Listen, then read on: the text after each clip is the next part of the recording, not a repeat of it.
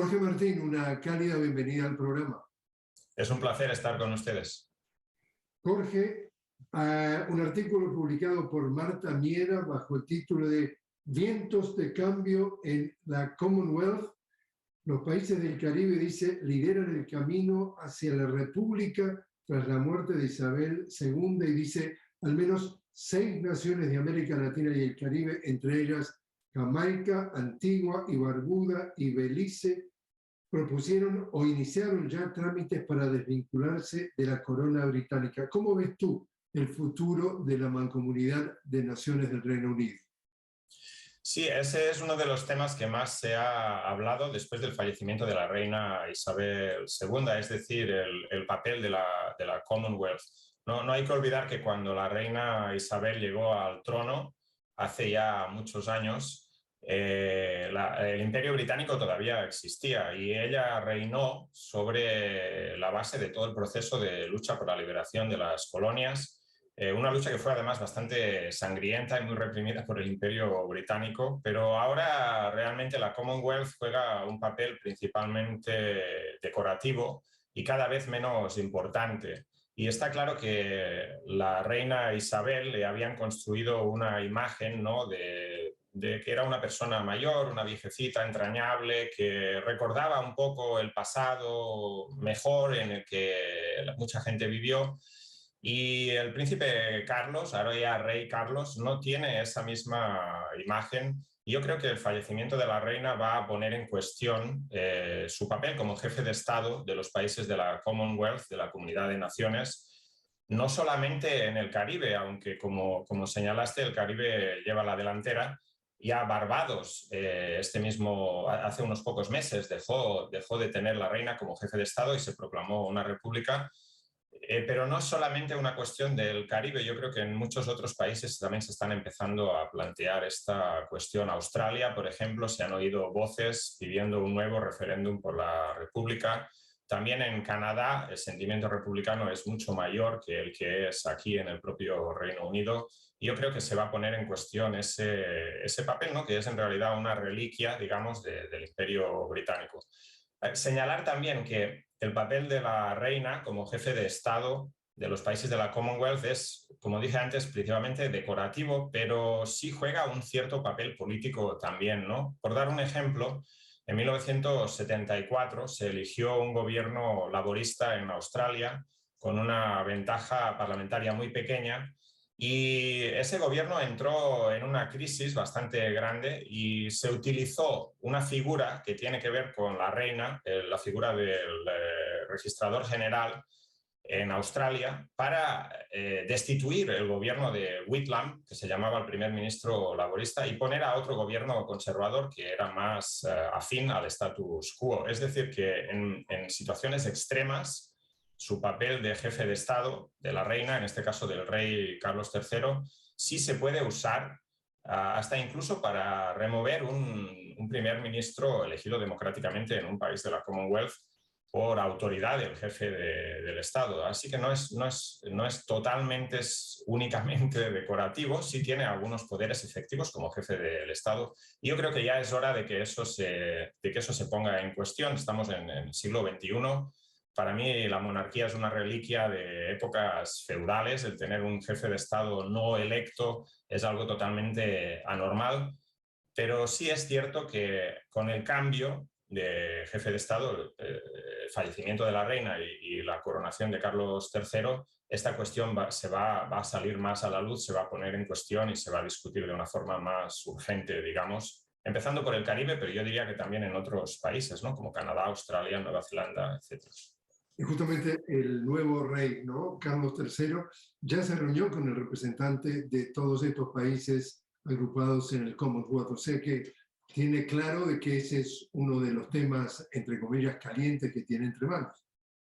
Así es, yo creo además que el rey Carlos III está en una ofensiva de establecer su imagen y su autoridad. Viajó a Irlanda y yo creo que en la primera parte de su reinado él va a hacer una gira, ¿no?, digamos como un tour internacional de todos los países de la Commonwealth para tratar de establecer esa figura de autoridad que le corresponde por ser jefe del Estado, pero que tiene que ganarla en la opinión pública, ¿no? Y le va a ser muy, muy difícil. También hay otro factor, yo diría, ¿no? La reina Isabel, por virtud de haber estado en el trono durante 70 años, se convirtió en una figura de estabilidad, es decir, algo que cambian los gobiernos, hay crisis de todos tipos, guerras, recesiones económicas, pero la reina permanece allí. Y esa figura, esa imagen que fue realmente construida muy, muy deliberadamente por los medios de comunicación, el establishment británico, no es la misma que tiene el rey Carlos. El rey Carlos en el imaginario popular es el rey que maltrató a la princesa Diana. Es una persona además que parece como muy remota del sentir común de la gente. Ya tuvo un par de incidentes, por ejemplo, en la firma de su coronación. Hace unos días tuvo un gesto bastante desagradable, ¿no? Con una persona que le había puesto los tinteros para que pudiera usar la pluma y dijo, bueno, pero ¿esto qué hace aquí? ¿No? Como una persona que realmente que nunca ha trabajado en su vida, una persona privilegiada y por lo tanto muy distante del sentir común de la gente. Y yo creo que la monarquía realmente entra en crisis con este cambio de monarca, no por el cambio en sí de la persona, que también influye, sino por el nuevo contexto en el que se encuentra el Reino Unido. El Reino Unido ya no es ese país de 1952, un país que todavía tenía una cierta potencia imperial, que vivía en un periodo de crecimiento económico. Ahora estamos en un país que juega un papel secundario en las relaciones internacionales y que además está inmerso en una crisis política, social y económica muy grave, y esa crisis inevitablemente afecta a sus instituciones, entre ellas la monarquía. ¿Te parece que sería completamente ridículo pensar que en algún momento la monarquía va a desaparecer? Sí, parece como algo, como ha existido tanto tiempo, puede parecer algo chocante, ¿no? Plantearse el tema, pero ahora mismo en el Reino Unido hay un porcentaje de, creo que es del 22-25% de personas que se declaran a favor de una república, con un porcentaje bastante grande que son indiferentes, incluso muchos de los que siguen defendiendo la necesidad de una monarquía la ven como una figura decorativa que atrae al turismo y por lo tanto genera un poco de beneficio económico, pero entre la gente joven el porcentaje de favorables a la República es mucho, mucho más grande, de 30-40%. Entre los votantes del Partido Laborista, que ahora es el primer partido en las encuestas de opinión, la mitad aproximadamente están a favor de una república. Es decir, yo creo que se está dando un cambio de guardia en este caso, pero también un cambio generacional en la actitud hacia la monarquía. Y el fallecimiento de la reina Isabel II creo que marca un final de un periodo de este tipo. Mira, yo te digo, yo vivo aquí en el este de Londres, que es una zona, por ejemplo, donde hay un sentimiento monárquico popular bastante grande, o tradicionalmente lo había habido, ¿no? Aquí, por ejemplo, cuando fue el jubileo de la reina, hubo muchas casas por aquí en el barrio donde yo vivo que pusieron banderas del Reino Unido, imágenes de la reina, hubo algunas celebraciones. En este caso, de lo que ha pasado en estos días desde el fallecimiento de la reina, no he visto ese sentimiento popular en la calle. Todo el mundo sabía que la reina iba a morir, una persona muy mayor, de salud frágil. No ha causado ese sentimiento, digamos, de tristeza o de pesadumbre nacional que los medios de comunicación quieren transmitir. Yo no lo he visto en la interacción diaria con la gente, en los símbolos, en las calles, no hay nada de eso. Sí, claro, mucha gente va a ir o habrá ido al funeral, ¿no? Eso es normal, pero esa imagen que quieren dar los medios de un sentimiento nacional, de duelo, no, eso no existe. La gente lo ve como el fin de un periodo y por lo tanto yo creo que aunque sí puede parecer chocante, yo creo que la cuestión de la República se va a poner sobre la mesa, sobre la discusión política en Gran Bretaña de una forma mucho más aguda ahora con el nuevo rey que no era antes la situación. Hablando entonces de la situación política, estamos hablando de dos partidos tradicionales en donde está el Partido Conservador, digamos el más claramente de derecha, y el Partido Laborista, el menos de derecha de los dos. Justamente 2 días antes del fallecimiento de la reina Isabel, entonces nombran a una nueva primera ministra, que es a su vez la nueva líder de ese partido conservador. ¿Qué puede representar para la línea política del país? ¿Qué se puede esperar respecto a lo que sería el proyecto o el desempeño de Boris Johnson? Sí, Boris Johnson se había convertido en un primer ministro extremadamente impopular, ¿no? Para que la gente lo pueda situar políticamente, era el equivalente de Donald Trump aquí en el Reino Unido. El mismo tipo de políticas, el mismo tipo de salidas totalmente locas. Además, era un personaje que en realidad su único interés no era ni siquiera el interés nacional de Gran Bretaña de una forma malentendida, ¿no? Sino era su propio interés de mantenerse en el poder. Él, de hecho, por ejemplo, él nunca estuvo a favor ni en contra del Brexit, pero decidió en un momento determinado posicionarse a favor porque pensaba que era lo que le daría más votos dentro de las primarias internas de su propio partido conservador, ¿no? Y ese fue el motivo por el que los diputados, la bancada parlamentaria conservadora del Partido Conservador, lo eliminó en el mes de julio, porque ya habían perdido 2 elecciones parciales. El partido estaba en un proceso de caída en la popularidad y lo consideraban un peso muerto para su propio futuro electoral. Entonces, eso es lo primero que hay que decir. A Boris Johnson lo sacaron porque ya no era sostenible que siguiera en el poder, era muy impopular, ¿no? Por sus políticas, por su carácter, etc. Pero el problema es que, ¿quién eligió al nuevo primer ministro? Liz Truss, la nueva primer ministro, fue elegida no por el pueblo, sino en una votación democrática, sino fue elegida por un número muy reducido de los militantes, los afiliados del Partido Conservador, que en este caso votaron 80.000 de ellos, 81.000 de ellos votaron por Liz Truss. Y estos militantes afiliados del Partido Conservador son el sector más reaccionario de la sociedad, no representan realmente a nadie y han elegido al candidato más reaccionario de los 2 que había, ¿no? El otro no era progresista, pero esta candidata que eligieron, Liz Truss, quizás la más reaccionaria de todas, ¿no?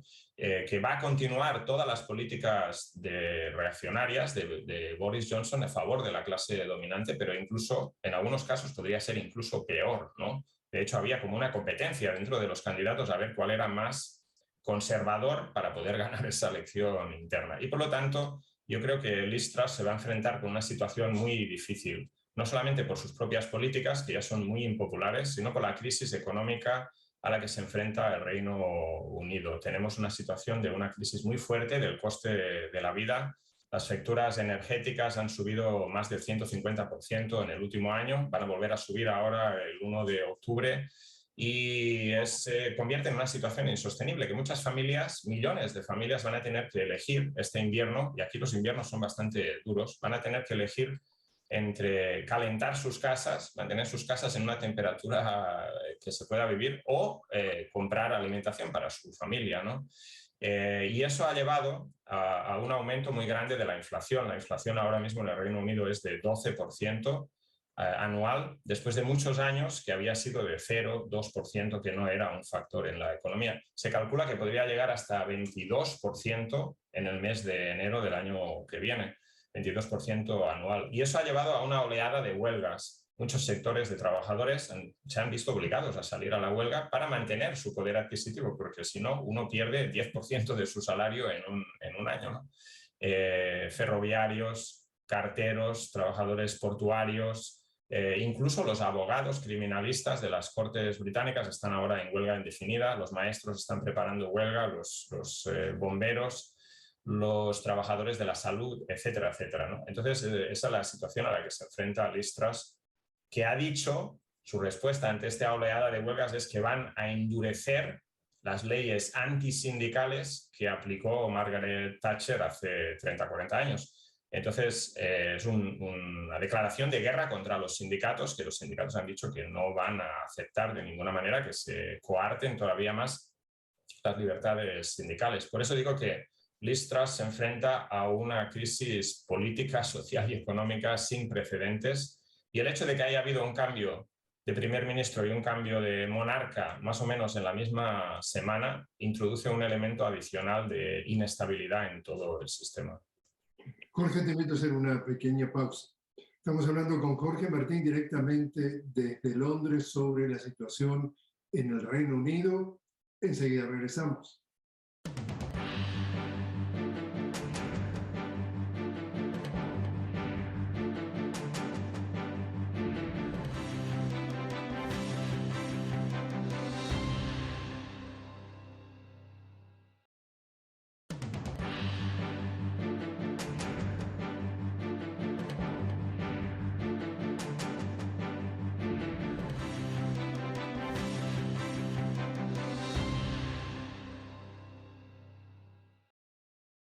Continuamos hablando con Jorge Martín desde Londres sobre la situación en el Reino Unido.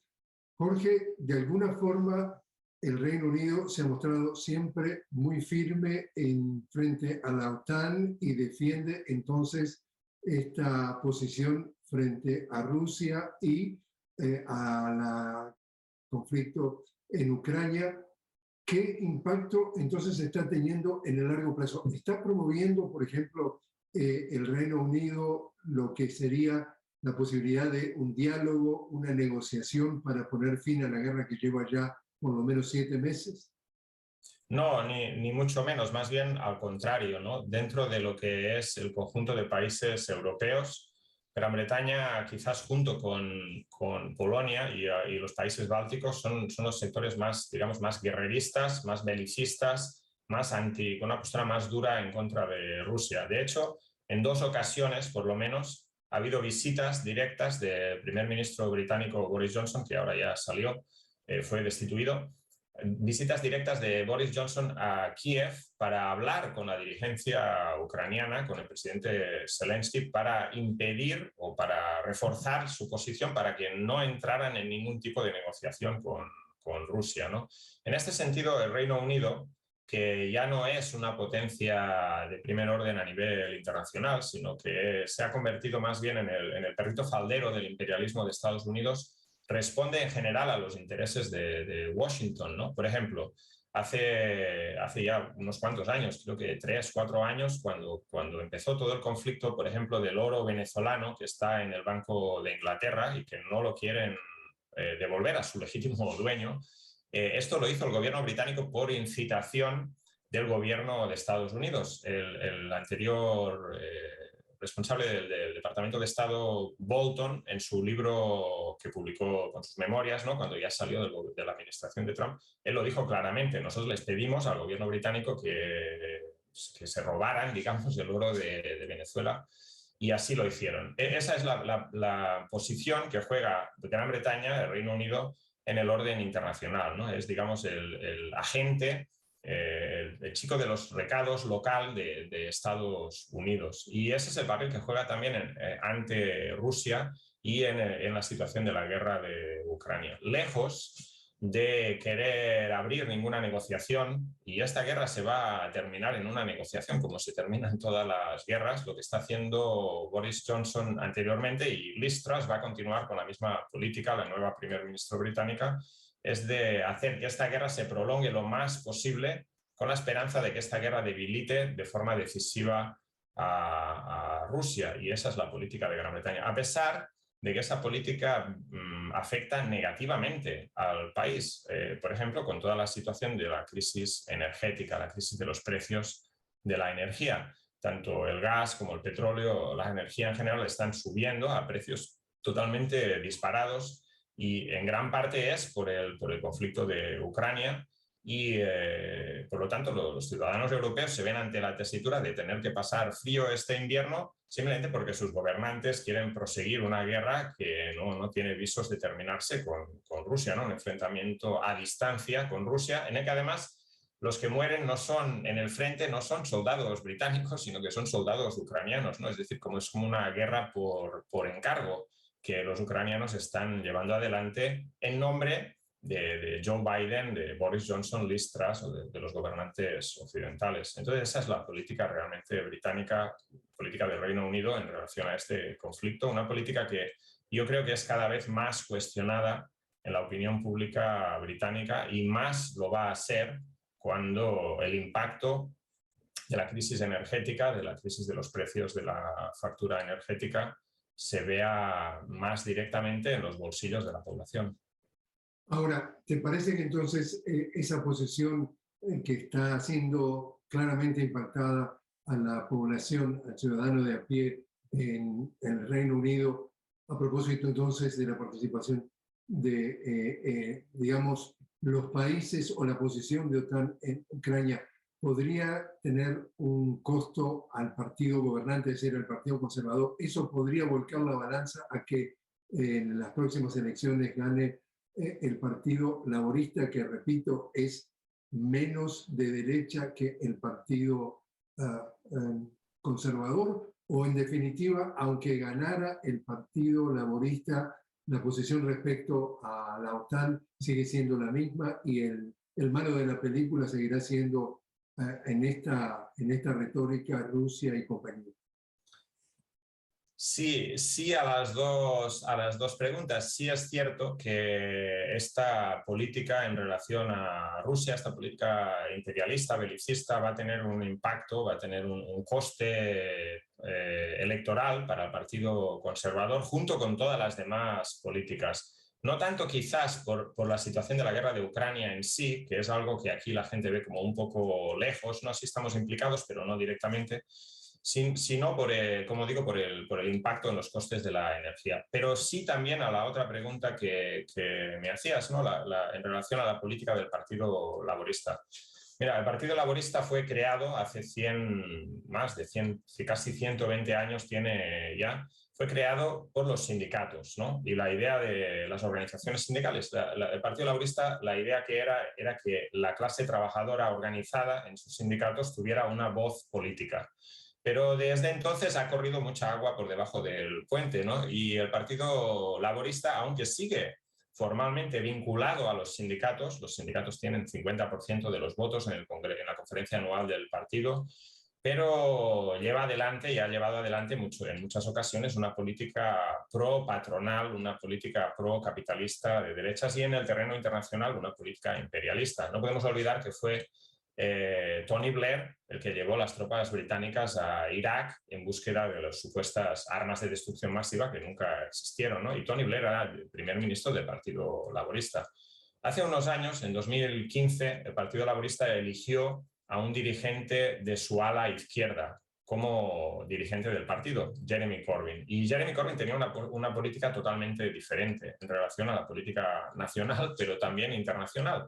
Él estaba en contra de la OTAN, estaba en contra del imperialismo y de una forma u otra defendía una postura pacifista, ¿no? Que yo tampoco diría que fuera una postura muy radical, pero era una postura radicalmente diferente de la de otros dirigentes laboristas. Y hicieron todo lo posible por sacarlo de esa posición de dirigencia del partido, ¿no?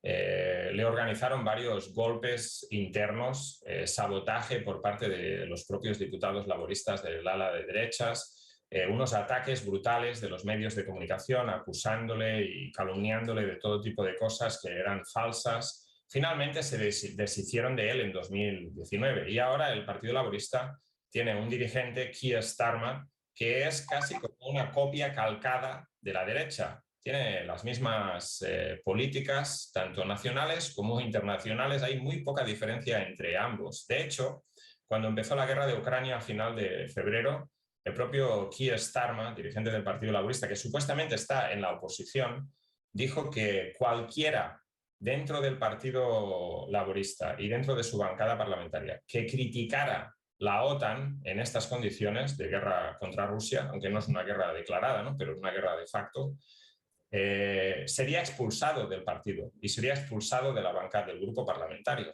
Y de hecho así fue, ¿no? Varios diputados laboristas habían firmado un comunicado que exigía la paz en Ucrania y que criticaba a la OTAN como parte responsable de esa guerra también. Y les dijo que o retiraban su firma en 24 horas o les expulsaba del grupo parlamentario. Y ellos, lamentablemente, en mi opinión, retiraron la firma, ¿no? O sea, cedieron a ese chantaje. Pero eso te da una idea un poco del carácter de la dirigencia del Partido Laborista tiene ahora mismo. No quiere decir que esa sea la opinión de los afiliados o de los sindicalistas británicos, pero sí quiere decir que el recambio de este gobierno conservador tan impopular, ahora dirigido por Liz Truss, va a ser en algún momento, más tarde o más temprano, el Partido Laborista, que ahora está muy por delante en las encuestas de opinión, pero eso no va a significar un cambio fundamental ni en la política nacional ni en la política internacional de este país, ¿no? Lamentablemente, la gente va a votar por un cambio, pero se van a encontrar con más de lo mismo, quizás con algunas modificaciones cosméticas. Por último, entonces, Jorge, Julian Assange, a pesar de todas las apelaciones, terminará siendo extraditado a Estados Unidos, donde le pueden esperar más de 150 años y pueda ser juzgado por algunos cargos como puede ser espionaje, y a pesar de que ya debería estar libre porque cumplió su condena de haber salido fuera de lo que fue, como le dicen en inglés, el jumping bail. Lo tienen encerrado en una prisión de máxima seguridad, Belmarsh, en las afueras de Londres, y lleva por lo menos 3 años en Belmarsh, y lleva prácticamente 13 años de que están tras su cabeza. ¿Cómo termina, en tu opinión, dentro del Reino Unido el caso Assange? Lamentablemente ya la antigua ministra del Interior del gobierno conservador, Priti Patel, firmó el permiso para la extradición y está pendiente de una última apelación judicial, y yo creo que al final le van a extraditar, a no ser que se organice un movimiento enorme de la opinión pública en contra que casi, digamos, físicamente impida su extradición. La cosa está muy difícil, ¿no? Y aquí es otro caso en el que vemos que el Reino Unido se está comportando como el chico de los recados de Washington, ¿no? En realidad es los Estados Unidos los que quieren extraditar a Julian Assange, le quieren hacer pagar lo que él hizo. ¿Y qué es lo que él hizo? Sacar a la luz los trapos sucios del imperialismo, ¿no? Los métodos horrorosos que ellos utilizan para mantener su dominación del mundo. Y eso es algo de lo que no se puede hablar, de que no se puede publicar la verdad. Es decir, por publicar la verdad le quieren condenar a una pena de cárcel que representa realmente una pena de muerte, ¿no? O prisión perpetua, ¿no? Porque él no va a salir de 150 años de cárcel, a pesar de todas las otras consideraciones, ¿no? La primera de todas, que él es inocente. Él lo único que hizo fue publicar unos documentos que son ciertos. Entonces es un crimen de opinión, ¿no? De libertad de expresión. Segundo, la consideración de que él está en condiciones de salud muy malas. Como tú decías, él lleva muchos años ya de encarcelamiento, de privación de libertad, digamos, primero en la Embajada de Ecuador, posteriormente en la prisión de alta seguridad de Belmarsh, como si fuera un criminal peligroso, y eso ha afectado a su salud mental, física, etc., ¿no? Hay peligro de que si lo ponen en una celda de aislamiento en Estados Unidos termine por suicidarse. Y eso lo han dicho informes médicos en el propio tribunal, que el tribunal desestimó como argumento para no extraditarlo. Es decir, esa es la hazaña con la que actúa el imperialismo de Estados Unidos y sus lacayos, en este caso el gobierno de Reino Unido y el sistema judicial de Reino Unido, cuando uno se atreve ¿a qué? A decir la verdad acerca de lo que ellos están haciendo. Es un caso bastante grave, bastante lamentable. Y además, como muy bien señalabas, en realidad él ahora está en prisión simplemente por haberse saltado las condiciones de su arresto domiciliario, un crimen que ya venció su pena de cárcel por ese crimen, que es un crimen menor, ya venció y está solamente en la cárcel pendiente de la extradición. Él debería de estar esperando la decisión en la calle. No hay un peligro de fuga. Es bastante difícil que un personaje tan conocido se fugue del país, pero sin embargo por saña del sistema judicial le mantienen en la cárcel, ¿no? Y es un caso además que te da una idea clara de cuáles son los límites de la libertad de expresión dentro de esta democracia capitalista que tenemos, ¿no? Y son unos límites bastante estrechos, por darte otro ejemplo, por ejemplo, yo ayer estaba conversando con un compañero en Cuba y él había hablado en un programa de televisión acerca de la situación en Cuba, de los cortes de electricidad, las protestas por el cortes de electricidad y demás. Y yo le dije, pues dame el enlace, me gustaría ver el programa en el que hablaste. Y entonces me pasó el enlace, pero no pude acceder. ¿Por qué no pude acceder? Porque era una entrevista que le habían hecho en Russia Today, ¿no? En RT, una televisora del gobierno ruso, que ahora mismo está prohibida en el Reino Unido. Yo no puedo acceder. Está prohibida en YouTube, está prohibida en mi servidor de Internet, no me deja acceder a esa entrevista. Es decir, el gobierno aquí en el Reino Unido decide que RT es propaganda rusa y no podemos verla y solamente podemos ver la BBC, que es propaganda británica. Entonces nos dejan elegir solamente un tipo de propaganda, ¿no? Nos dejan formarnos nuestra propia opinión, ¿no? Yo creo que el caso de Assange es un ejemplo claro, ¿no? De los límites de la libertad de expresión bajo la democracia capitalista y de un asalto a la libertad de expresión. No, es para darle un escarmiento a Assange, pero también para impedir que otros periodistas valientes publiquen en el futuro informaciones del mismo tipo. Jorge Martín, muchísimas gracias por estar con nosotros. Muchas gracias a ustedes.